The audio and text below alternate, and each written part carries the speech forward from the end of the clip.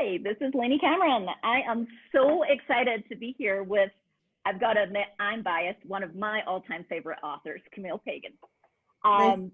Camille, did I say it correctly? Because I always assume it's Pagan, but actually, you and I have never met in person. It's Pagan, but I say when I'm introducing myself, Pagan like pagan. So it's fine. Pagan like Pagan, the French pronunciation, Pagan. So I'm so excited that you're here today. It's morning. I'm drinking water. What do you have with you? And where are you joining us I'm from? also having water because it's 1 in the afternoon. And during COVID times, I'm waiting till at least 3 to drink. Sounds smart. And where are you joining us from? Where are you geography-wise? I am in Ann Arbor, Michigan, where I live. I've lived here for almost 10 years. Awesome. And you have so many best-selling novels. It's ridiculous. There's a whole array of them on this slide here. And in addition to being one of my all-time famous authors, I actually love the line that I saw on your website where you said that your fiction focuses on love, loss, and making the most of this wonderfully messy life.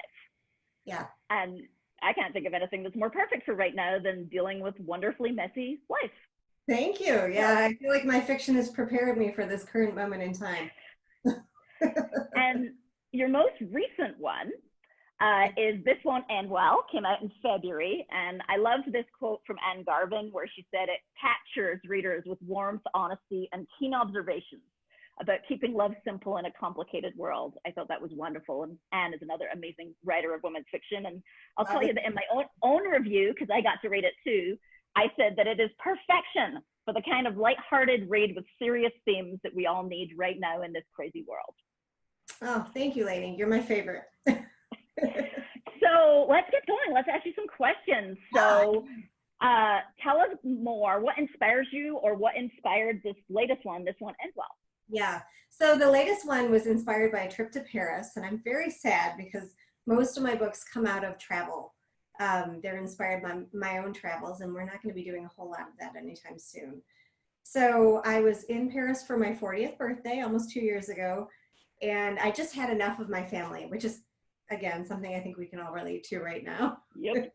And my husband looked at me and he's like, you know, you're a classic writer, introvert. I like to be near people for like 2 hours a day. And the rest of the day, I'm by myself. And he was like, go walk along the river, go take some time to yourself. And so God bless the man, I'm walking along and I'd probably gone not far at all when I just had this entire novel come to me.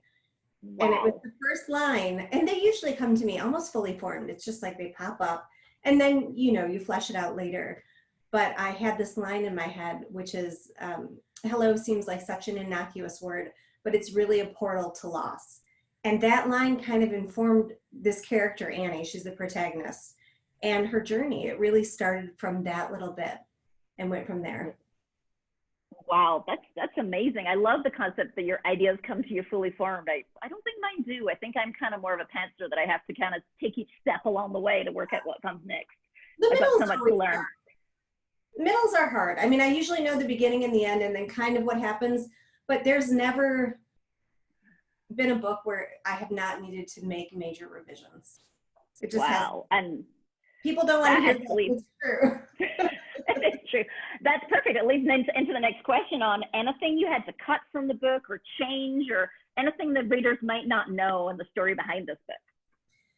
Well, Annie was tricky. She's a scientist. She thinks in a very unemotional, rational way.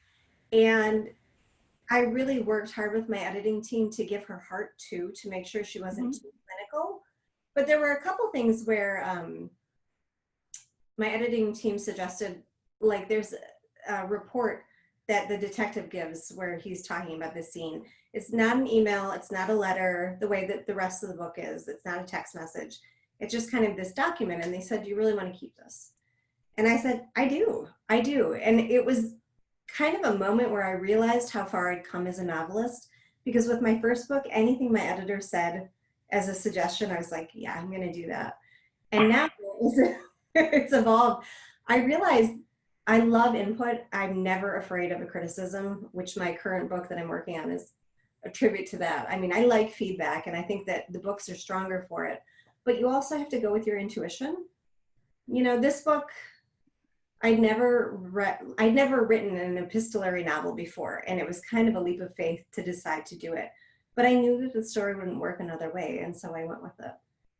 Oh, interesting. That's great advice for upcoming writers. I think you're talking about creative confidence, right? How do you find that confidence in your own judgment? It's hard. It's a learning curve. It is. It is. So what about your own reading? Have you enjoyed anything recently? Are you reading more or less during the pandemic? I am reading a little less, although some of that is just owing to the fact that I'm in the middle of a pretty hefty revision, and I try hard not to read close to my.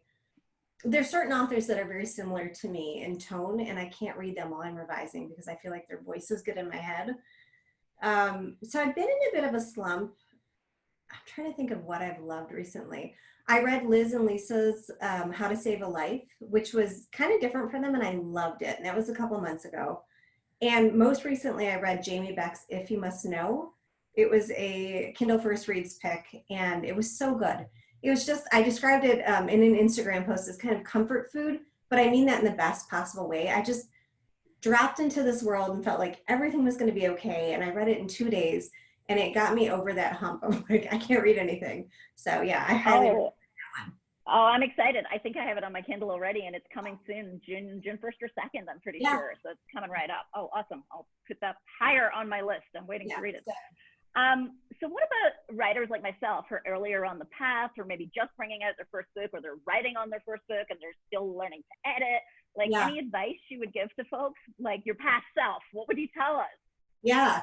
So my writing journey is so interesting. My first book sold at auction at a very different time in publishing for 6 figures. And I thought this is going to launch my career. Like it's just going to be one book after another from here. And the book came out and it got a horrible scathing review from Publishers Weekly. It was like the worst review of my life. And it was the meanest review to this day that I've ever received. It was just really hard. And it was the best thing that ever could have happened to me. And I would never believe that at the time. But everything that has happened since then just felt like no big deal. So those things that feel like they're the end of your career, they really thicken your skin. And writers were sensitive. I mean, I have yet to meet a writer who's not actually pretty sensitive. You know, it's hard stuff and you're like, I don't know, fiction feels like parading around in your underwear in front of everyone you know. Like it's really revealing and scary and, you know, but so I stuck with it and the book did not sell well. And there were months, maybe even years where I was like, my career is over.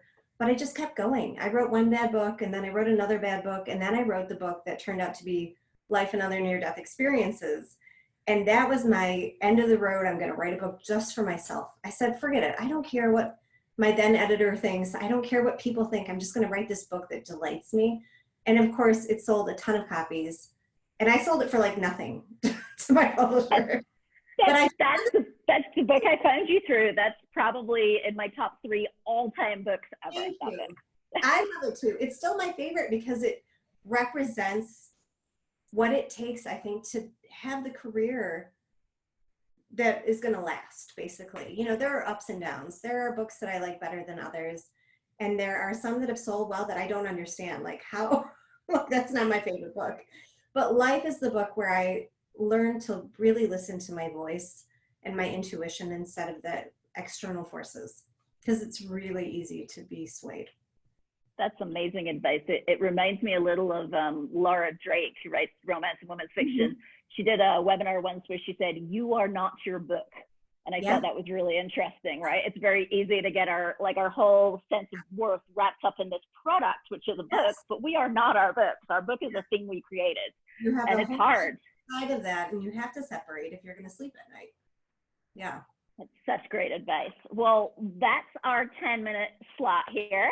I'm so excited that you joined us. It goes so fast. Is there anything we didn't cover that you wanted to say?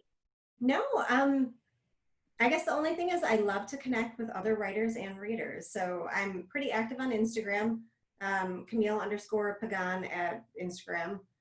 And I answer emails. I mentor a lot of writers. I love to hear from people. It really makes the experience that much richer. Awesome. And I can validate that you are so fun to follow on Instagram. Hopefully you can see it on the screen here, her username, exactly what you just said. And yeah, I love following your stories on Instagram. You do a lovely mix of like showing the inside of your life and also showing like what it's like to be a writer in real life. A lot of people kind of either glorify it or downplay it. And I feel like you do a lovely job of sharing both sides, right? The ups and the downs, the reality of being a best-selling author. Thank you, Lainey. That means a lot to me. Well, thank you so much. And it's been fabulous that you took the time to do this. And I hope we get to keep connecting, certainly on Instagram. And I'd encourage everybody to follow you there. Same here. Thank you.